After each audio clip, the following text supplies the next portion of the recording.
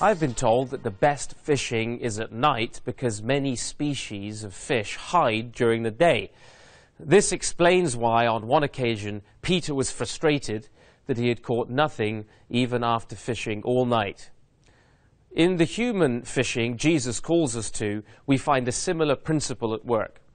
John tells us that people love darkness rather than light because their deeds are evil. In other words, men and women hide from God.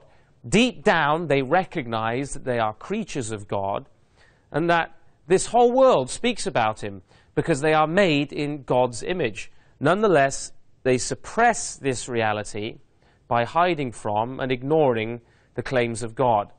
Thus, when we present and defend the truth of the gospel, we are appealing to a truth that is known but has been suppressed. This is not only an intellectual exercise then. This is a moral confrontation. We want to bring people into the light by the enlightening work of the Holy Spirit.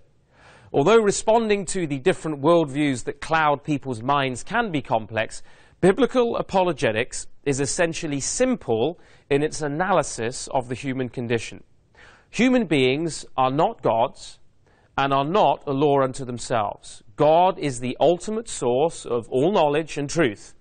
He is the independent reference point for human life, while we are created and dependent. However, in every area of life, people do not acknowledge this and are therefore idolaters. Sin has blinded their minds and skewed their knowledge since they are alienated from God. Although the habitat and habits of non-Christian thought vary considerably, we can summarize the difference between the Christian and non-Christian perspectives. First, regardless of the particularities of any one worldview, there are some implicit philosophical positions that are common to unbiblical worldviews. They deny that there is an ultimate distinction between the Creator and creatures, and they either believe that humans are God or that God is like human beings.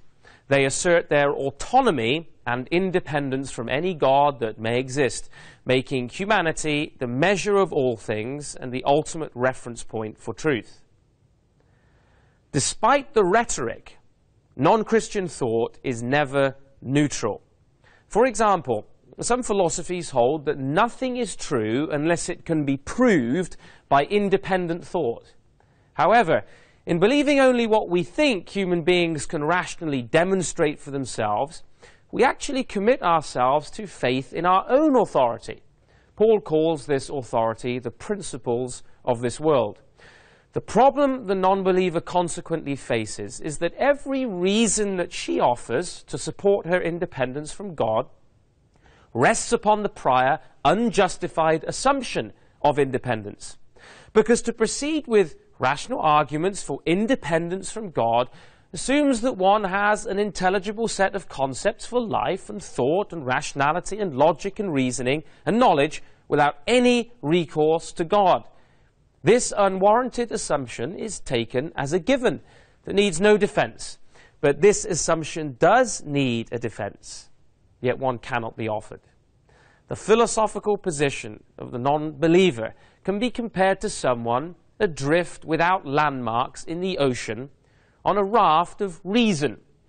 He looks up at the stars, which are a real externally valid point of reference, but instead decides to navigate using himself as the point of reference.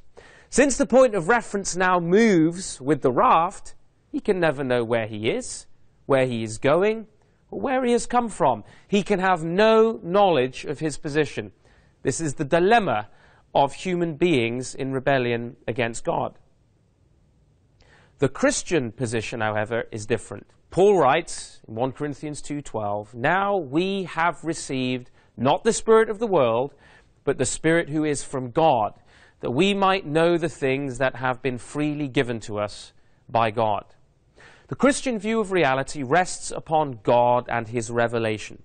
Supremely, it rests upon Christ, who is the Word, God revealed in the Son of Man.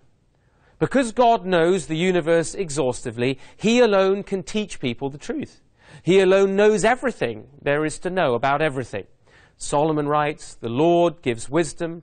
From his mouth come knowledge and understanding.